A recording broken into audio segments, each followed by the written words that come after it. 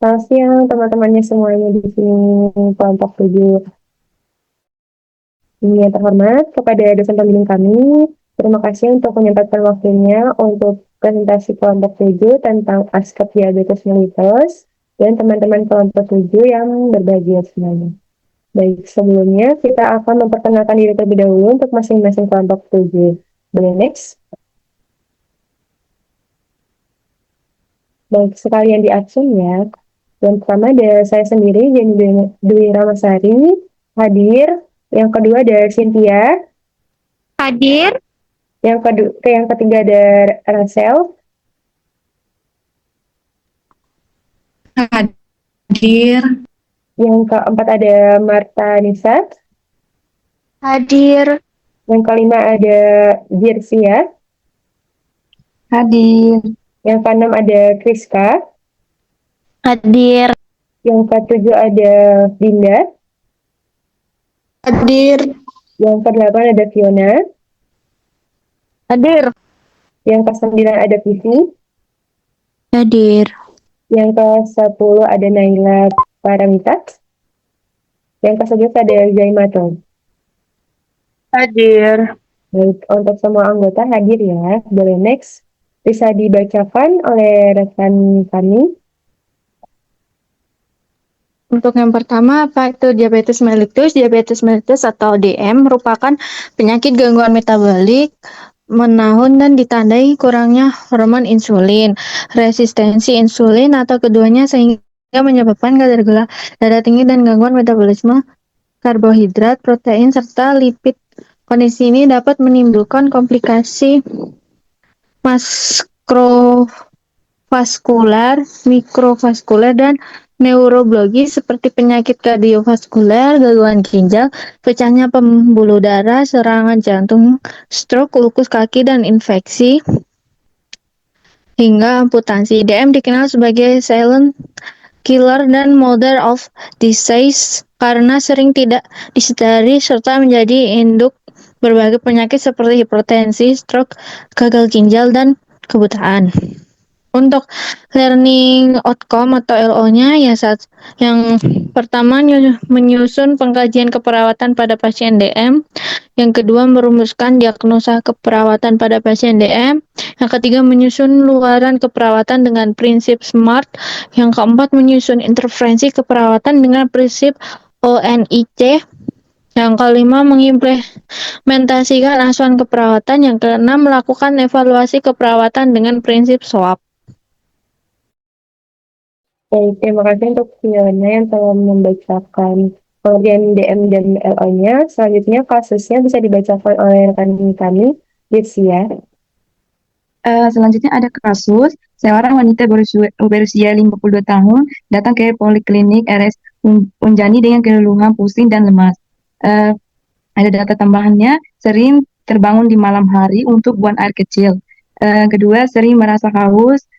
Ketiga, pemeriksaan GDS 3 358 gram, dan pemeriksaan HB A1C 10,2%, sudah terdiagnosis DM semenjak 2 tahun yang lalu, berat badan 86 kg, tinggi badan 160 cm, pemeriksaan TTP menunjuk tekanan darah 130/90 mmHg, nadi 88 kali per menit, RR 20 kali per menit, suhu 37,2 derajat Celcius, pendengar kabur, melihat kejauhan sudah tidak jelas, terdapat luka di pedis karena riwayat tertusuk duri, tetapi pasien tidak terasa kalau dirinya tertusuk duri. Dengan karakteristik merah 40%, kuning 60%, luas luka 7 kali 3 kali 1 cm, terdapat discharge berupa nahan yang berbau. Setiap pagi masih suka mengonsumsi teh manis, padahal anjuran dari dokter sebelumnya diminta untuk membatasi. Keluarga mengatakan klien sering tidak mematuhi diet yang dianjurkan dokter. Yang terakhir, klien sudah diresepkan Novorapid dari dokter, namun jadwalnya sering terlewat. Selanjutnya bisa dibacakan untuk pengkajiannya teman-teman. Selanjutnya ada pengkajian. Yang pertama data subjektif. Pasien mengeluh pusing dan lemas, gejala klasik DM, poliuria dan polidipsi, pandangan kabur saat melihat jauh, riwayat DM sejak 2 tahun lalu, tidak patuh diet, masih konsumsi teh manis, tidak patuh jadwal insulin, novorapid, penurunan sensibilitas. Yang kedua ada data objektif GDS 358 mg per dl,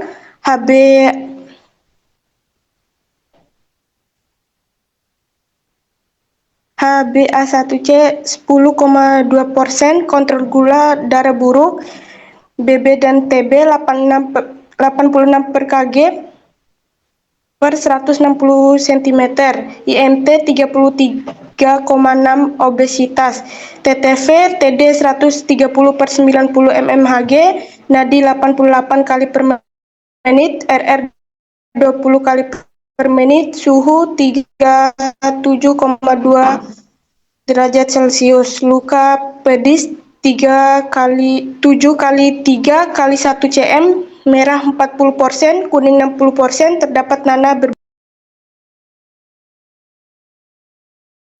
Baik, terima kasih untuk Dinda yang telah membacakan pengkajiannya. Selanjutnya, yaitu ada diagnosa atau SDKI-nya terlebih dahulu ya.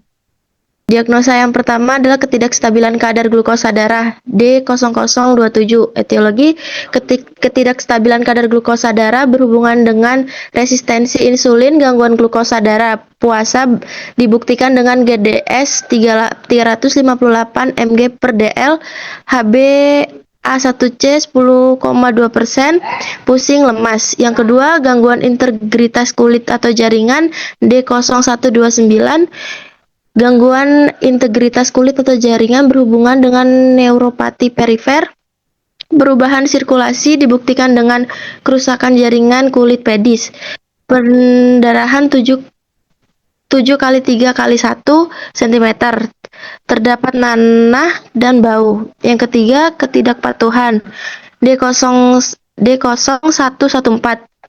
Etiologi ketidakpatuhan berhubungan dengan ketidakekuatan pemahaman instruksi diet atau pengobatan. Dibuktikan dengan perilaku tidak mengikuti program, perilaku tidak menjalankan anjuran. Baik, terima kasih untuk Krista yang telah membacakan diagnosanya. Boleh lanjut untuk selanjutnya itu ada SAKI dan SIKI-nya ya teman-teman. Jadi yang pertama itu untuk diagnosanya seperti yang tadi diberitakan oleh Rizka, bahwa pertama diagnosanya ada ketidakstabilan kadar glukosa darah ya. Lalu untuk SAKI-nya setelah dilakukan tindakan keperawatan selama 1 kali 24 jam, maka kestabilan kadar glukosa darah meningkat dengan kriteria hasil atau lesi menurun, rasa haus menurun, kadar glukosa darah membaik. Lalu untuk rencana tindakan keperawatannya itu ada manajemen hipoglikemia. Untuk observasinya, identifikasi kemungkinan penyebab hipoglikemia, lalu ambil darah untuk pemeriksaan darah lengkap. Lalu ada edukasinya, jelaskan interaksi antara diet, insulin, atau agen oral, dan juga olahraga. Ajarkan monitor kadar glukosa darah. Serta juga ada ajarkan pengolahan hipoglikemia, lalu ada ajarkan berdiskusi dengan tim perawat tentang penyesuaian program pengobatan. Lalu yang kedua itu ada seperti yang tadi disebutkan oleh rekan kami juga, ada SDKI-nya, gangguan integritas kulit atau jaringan. Untuk keluarannya, kita lakukan tindakan keperawatan selama 1 kali 24 jam, maka integritas kulit dan jaringan meningkat dengan kriteria hasil. Untuk yang pertama ada kerusakan jaringan menurun, kemerahan menurun, nyeri membaik, lalu ada untuk keperawatan, untuk rencana tindakannya itu ada observasinya. Yang pertama untuk rencana tindakannya yang dipilih untuk gangguan integritas kulit dan jaringan itu ada perawatan luka ya teman-teman. Untuk observasinya yang pertama monitor karakter luka, lalu ada monitor tanda-tanda infeksi dan untuk perawat tutupnya bersihkan dengan cairan NaCl atau pembersih. Boleh next. Nah, tadi untuk lanjutan dari SDK yang kedua, itu bisa juga untuk SLKI-nya ditambah dengan hasil penyembuhan luka ya. Lukanya meningkat, lalu untuk IT-nya ada penambahan juga untuk bersihkan jaringan netrotik dan pasang balutan sesuai dengan jenis lukanya, lalu pertahankan teknik steril, lalu ada ganti balutan sesuai dengan jumlah exudate-nya, lalu ada berikan diet dengan kalori 30-35, lalu ada edukasinya juga, jelaskan tanda dan gejala infeksi, dan anjurkan mengonsumsi makanan tinggi kalori dan protein. Dan ada juga kolaborasinya ya teman-teman. Untuk kolaborasinya itu bisa kolaborasi prosedur debridement seperti enzimatik dan lain sebagainya. Lalu untuk kolaborasi pemberian antibiotik juga jika perlu. Untuk selanjutnya bisa dibacakan oleh rekan kami. Ada diagnosa keperawatan yaitu ketidakpatuhan dengan kode D011140 berhubungan dengan ketidakkekuatan pemahaman instruksi diet atau pengobatan. Dibuktikan dengan perilaku tidak mengikuti program, perilaku tidak menjalankan anjuran. Terus luarannya, setelah dilakukan tindak perawatan selama 1 kali 24 jam, maka tingkat kepatuhan dengan kode L12110 meningkatkan dengan kriteria hasil. Yang pertama, verbalisasi kemauan menuruti program perawatan meningkat. Yang kedua, perilaku mengikuti program perawatan atau diet membaik. Yang ketiga itu tanda dan gejala penyakit membaik. Terus ada rencana tindakan yang yaitu dukungan kepatuhan program pengobatan dengan kode I12361. Yang pertama ada observasi. Yang pertama identifikasi kepatuhan menjalani program pengobatan. Terus yang kedua ada terapeutik. Yang pertama buat komitmen menjalani program. Terus ada pengobatan dengan baik. Terus selanjutnya ada diskusi hal-hal yang dapat mendukung atau menghambat berjalannya program pengobatan. Berikutnya ada libatkan keluarga untuk mendukung program pengobatan yang dijalani. Selanjutnya ada edukasi. Yang pertama informasikan program pengobatan yang harus dijalani. Yang berikutnya informasikan manfaat yang akan diperoleh jika teratur menjalani program pengobatan. Selanjutnya ada anjurkan keluarga untuk mendampingi dan merawat.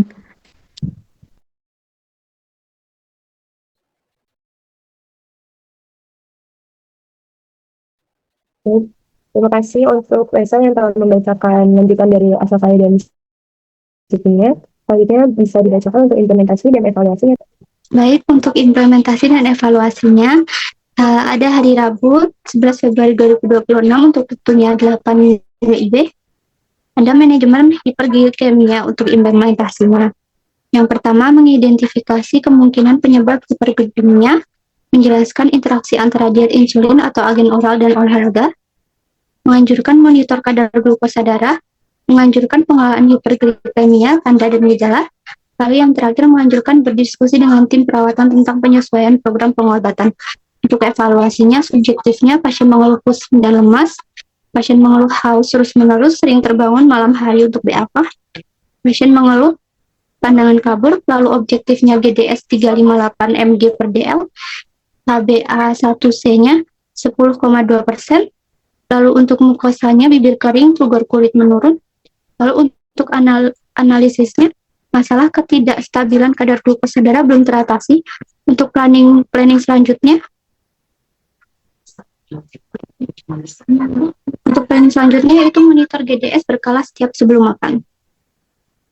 Baik, untuk lanjutan dari planning tadi, lalu ada observasi peta tanda dehidrasi, lalu yang terakhir pantau kepatuhan penyuntikan novoramid sesuai dosis. Next, bisa dilanjutkan oleh Vivi. Untuk jam 11 WIB perawatan luka, yang pertama monitor karakteristik luka, drainase, warna, ukuran, dan bau.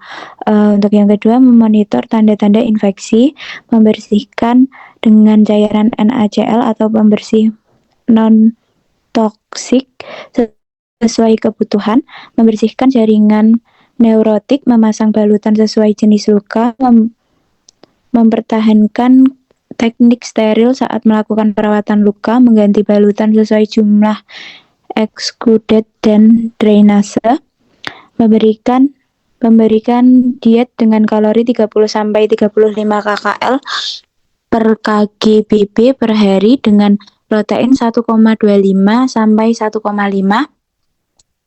Untuk yang jam 12 WIB, menjelaskan tanda dan gejala infeksi, menganjurkan mengkonsumsi makanan tinggi kalori dan protein, mengelaborasi prosedur debridement, enzimatik, biologis, mekanis, autolitik jika perlu. Untuk yang terakhir, mengkolaborasi pemberian antibiotik jika perlu. Untuk subjektifnya, pasien mengatakan luka terasa nyeri, pasien mengatakan luka kadang mengeluarkan cairan. Objektifnya, luka tampak dengan drainase, terdapat jaringan neurotik pada area luka, balutan tampak lembab, tidak tampak ada infeksi berat, kemerahan meluas atau pes. Untuk analisis, masalah kerusakan integritas jaringan belum teratasi sepenuhnya, resiko infeksi masih ada. Untuk planningnya, monitor karakteristik luka, warna, ukuran, bau, drainase, lalu lakukan perawatan luka dengan teknik steril, ganti balutan sesuai kondisi exuded. Untuk yang selanjutnya, kolaborasi tindakan debridement jika diperlukan.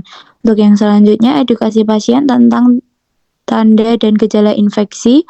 Untuk yang terakhir, anjurkan diet tinggi. Terima kasih yang telah membacakan untuk informasi dan evaluasinya ya. Bisa dilanjutkan? Masih lanjut ya?